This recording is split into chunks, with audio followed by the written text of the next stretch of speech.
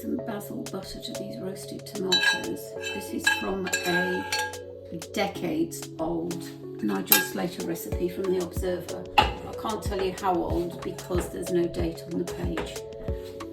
And then we're just going to